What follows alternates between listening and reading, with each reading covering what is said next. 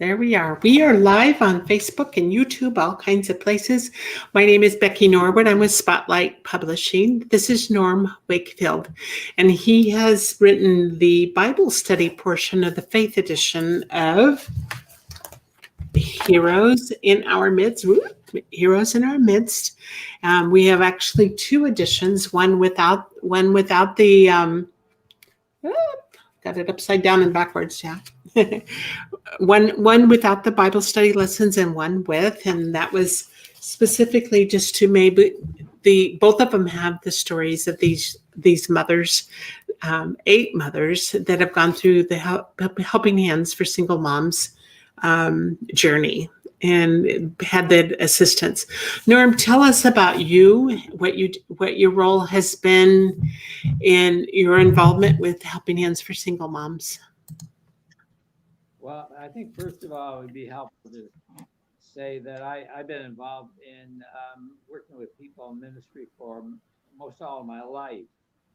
So I have a real interest in seeing people grow, seeing people maybe who have gone through hardships, finding new answers. And so I've known Chris Kaufman, who has been the executive director of Helping Hands for Single Moms. And so through our friendship, I became involved with Helping Hands. In the early days, I helped do some training and things like that. But I just love the fact that here is a ministry that really makes something significant happen in people's lives. And I'm really excited about being a part of it. It's an amazing organization, and I love seeing the impact. I've had the joy of being able to meet some of the girls, and their bubbly, joyful personalities, and understanding their stories of how they got to where they are is pretty amazing. Well, this year with COVID, it isn't happening, but other years there was a Christmas event where we would gather at one of the local resort ballrooms, and they would have all the mothers that were graduating. And honestly, it was an emotional time for me when I saw these women standing there and realizing their life is different now. They have job opportunities. It's way beyond that. It's that they have a new lease on life. And honestly, it was just, for me, touching. And the new lease on life, if they were lazy and they didn't want to do the work, this wouldn't have worked for them. But they were willing to do the work too. They did have a hand up. They did have services provided and help with their education. But they had to. It isn't for those that don't want to do what they need to do, that are driven to succeed. Well, one thing you find with the book is the book talks about women and what they did have to go through. And that's one reason to me that I like the story, because the idea of heroes in our midst, almost every story is about a mom who faced some kind of hardship but just said, I'm going to go through this, and I'm going to finish the course that I set up, and that's why you can't help but admire them. Most of them had a lot of hardships to work against. One of the ministries of Helping Hands is to help a mom if her car isn't working, and there's a great organization of.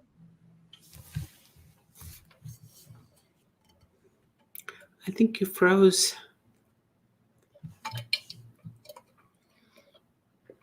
I have to go to class, or if I have to get work and my car isn't working, that's a major issue. It is. So these moms have had to step up, and so if we come alongside and can help them to make that journey just a little bit easier, then that's really great to be able to do that. Well, and what it's such an important. I mean, there's all those little things that a lot of us don't think about but if you've ever been in that those steps, or been a single mom. She's going to school, she's raising her children, she's working part-time, and all of a sudden she goes out and the car doesn't start. What does she do? And where the funds are going to be to fix that car? And what we've seen through all these interviews is the beauty of what is transpiring, because these moms have learned that givers gain. And so as they start to do well and as they start to excel, they're teaching others. They're coming back to Helping Hands and giving too. Well, you reminded me of an actual account where I heard a mother talking, one who was in the program, and she said that she had two sons, and she had come out of an environment of poverty, and she had been able to finish the program. And she said to her sons, she said, "Now, boys, the cycle of poverty stops here. In other words, we're breaking the cycle of poverty, and I want you boys to go on and get a college education, so you'll be able to break that." And to me, when I heard her say that, it was one of those things I thought, this is wonderful. It's not only what's happening in her life, but she's laying the foundation for her sons to be able to go on, and they would obviously be inspired seeing what their mom had done, but then she would have the joy of knowing that they will go on, and I know that they both did finish college, because I knew some of the follow-up. And to me, I have children and grandchildren. Actually, believe it or not, I know I look young, but I actually have great-grandchildren. But I want my children, grandchildren, great-grandchildren to achieve and to have successful, joyful lives. So when I hear of this mom telling her sons that, that's very meaningful to me. Very much. It is extremely meaningful, and makes my heart sing and be happy, because when I see these girls picking it up, they've gone through, many of them. I spoke to one today that had been in a homeless shelter, and another one whose son was born very premature, and she was very young when she had this son, and now he's 23, and they've traveled all over the world. They've done amazing things. So it's really incredible, the tenacity, the hard work, the joy that these young women have been able to rise above, because they had not only the support on a in many ways that they needed, but they also began to have friendships with the other girls that were going through that. So there was that support system in so many ways, and that's where the success lies. Well, we're a part of the support system maybe in a more indirect way. They don't see us, but to us to be able to say, Lord, thank you that I've had a little part in somebody's life. Something you were saying earlier that reminded me. I came from a fairly large family. There were 7 of us children. My dad up to 6th grade, and in our family growing up, nobody ever even thought about going to college. So when I felt like the Lord began to direct me and say, I have a plan for your life, and that includes going to college. The very idea of going to college was a huge step. I mean, that was like what those other people did. But now when I look back on my life, I realize what a tremendously significant thing it was that I stepped out, and going to college for me was a huge thing, because nobody in our family did it. I didn't really know whether I could cope with it, but so I understand that for some of us, that first step is a huge step, and then along the way, I think with the single moms, they had more obstacles than I did, because they had children they were responsible for, their jobs and so forth. So it's great to be able to come alongside somebody else and say, "Hey, I'll be in this with you," and in whatever part we can play. It's beautiful, and what a joy and honor to be able to to stand alongside these young women and support them in whatever way we can. And it's different for each one of us, but there are many, many people in different aspects of this support that are doing some incredible things. So the Bible study portion of the book, tell us about your processes and what your mindset was as far as what you wanted to impart for anybody picking up. Say a church group wants to use it for their single moms or for their young adult ministries. What was your mindset behind putting this Bible studies together? I would read each of the accounts, the mom's accounts.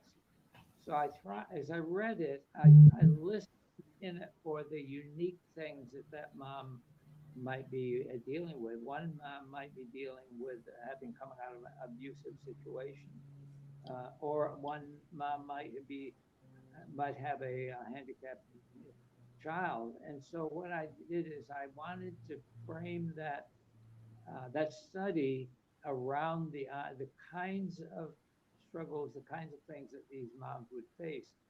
And I think that what we came out with, I think, is a kind of a cross section. If a mom or if a church wanted to use this, I think it would be touching upon the kinds of things the single moms face and what the scripture has to say of encouragement. Or many times there are people in the Bible that have faced these kinds of struggles, and to see how they cope with it. So the goal of it was for them to see that in the scripture addresses the issues that they were facing, and gives them help and hope in that. So that was my joy, because I really have a love for the scriptures, and I believe that in the scriptures there's the kind of help that really ministers to somebody. Very good. Well, I certainly appreciate your wisdom and what you brought to your way of giving back to these young women, and for the maybe many young women that will pick up a copy of this book and learn through the pages and the stories and real to life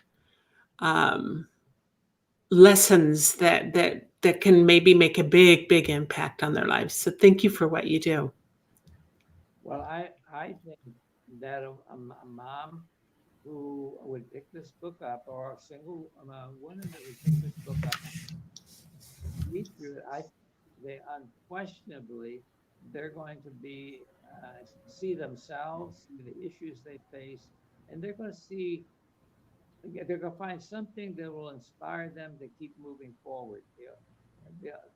I've been involved in ministry a long time, and I find that sometimes there's that strategic time when I read a book or I hear a person, and I realize this is exactly what I need for this season of my life. And I really believe the book will speak to us.